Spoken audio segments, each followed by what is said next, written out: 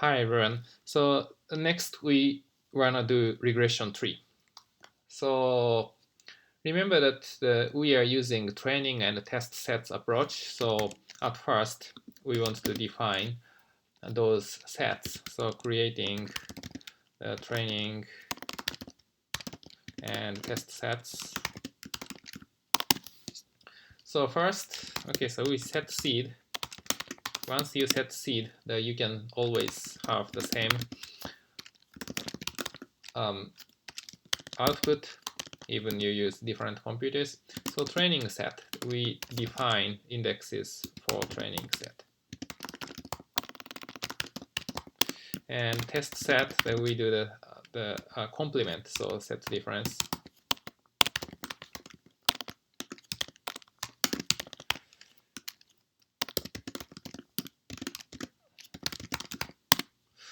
Okay, so now that we do regression, so regression tree, we name it as TRR2. So we use tree function in tree library, then cells, this is response variable, and all other variables as predictor, that is represented by dot. Then data is only training set, so car seats of TRN. So we only pick up rows of training sets. Then this is the basically the result. So you can type TRR2. You can see all the structure of trees, but probably it's better to see more physical, more graphical information. So plot of TRR2, then you can see this tree. But of course, we need explanation. So text TRR2 pretty 0. So this gives us some explanation for categorical variables. And we have to adjust the text size. The CX is the size of the font, so 0.7, so 70%. Then we can do this. So you can see if shelf location is less than 2.5, actually we make it numeric. So 1, 2 is the bad and the medium, and 3 is good. So we separate the cases into these two. Then further, the shelf location, the bad and the medium, then price and the population and the age and so on. And only the difference between classification tree and the regression tree is at the node. So last time we have just yes or no, but here we have the estimated mean cells. So this is the mean, so estimated mean. So that we have numbers rather than just yes, no. But other than that, the output, it looks the same as classification tree. Okay, so also you can see summary of TRR2. So you can see some information such as the residual mean deviance. So that is the residual sum of squares in this case. And this is the number of nodes that we have, the 15 nodes. So we have 15 cases in the tree. So this is a tree, but we want to do the training and test set approach. So we have to determine hyperparameter, so the number of nodes. Then after that, we prune the tree. Then we want to see the test performance. So at first, we set the cross-validation set. So we set seed to get always the same answer. Then TRR2 CB, we define the cross-validated result of TRR2. Then we can see the result. So basically, we trim the tree. So we now have a full-size tree of size 15.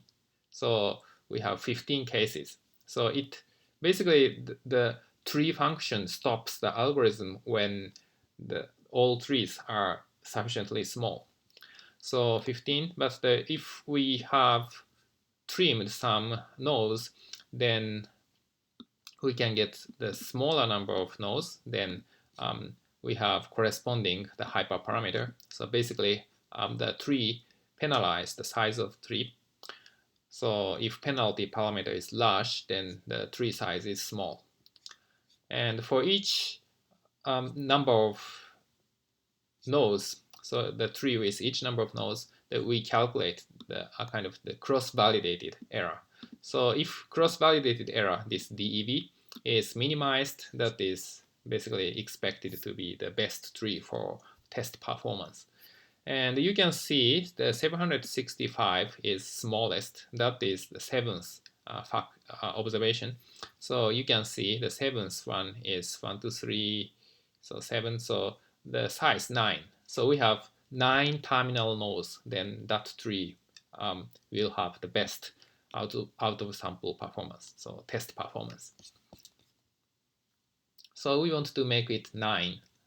So we define the trimmed tree or pruned tree. So prune tree TRR2 best 9. So best function, best option. So this specifies this size. So it's a little bit unintuitive.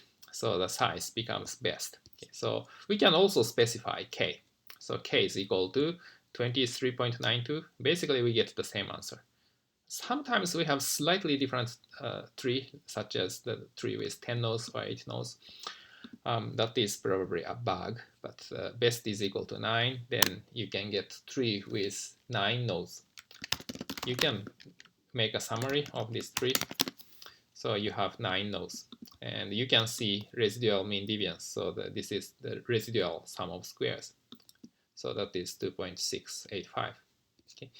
So now we want to evaluate the test error, but before that, we evaluate training error. So generally, tree-based methods overfit the situation. So basically, we almost split the cases ad hoc. So the training performance is pretty good, but test performance isn't very good. So I want to demonstrate that. So we at first see training error size. So predicted value, you can still use predict function. So this is a very general function. It works on linear model, tree, and some other models. And we specify just original training sets. So then we can see in-sample fit. Then we want to predict it and actual. So actual sales. This is the sales column of car seats data and only training observations. So actu.trn. So we want to compare these. So we can make a plot, scatter plot of actual and predicted. Then we can see this. This is not fantastic, but at least we have the strong positive correlation. And you see that we have only 9 levels. So predicted values are only 9 levels. So each level corresponds to each terminal node of tree. You can see 1, 2, 3. So this and this are similar, but the different nodes. 4, 5, 6, 7, 8, 9. So that we have 9 nodes. So yeah.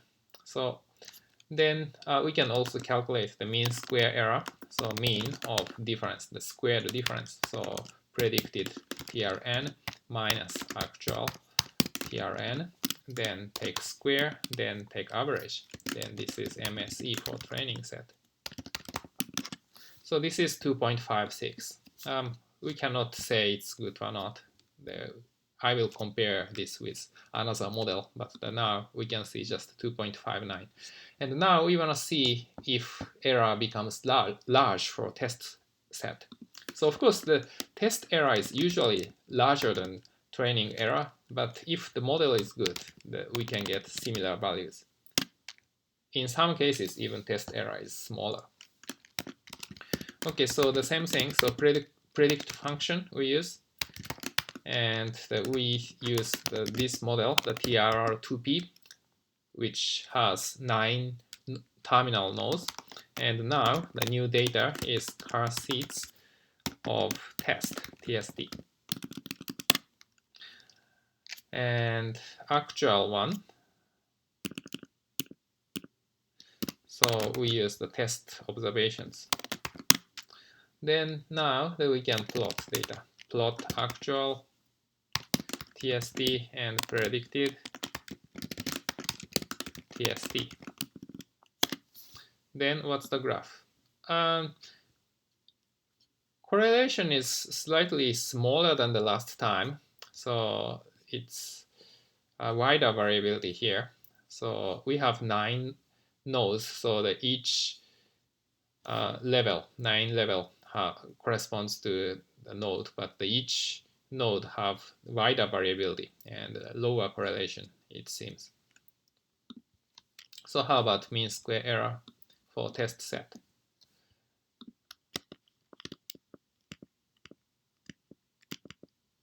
Okay, so now we use the test observations. So mean square error for test set. So this is 5.18. So this is actually really large. So it's just twice as large as this. So you can see this is overfit situation. So it's not probably the best model, that we have to avoid the overfit in some way. Okay, so this is how to do regression tree. Okay, see you then.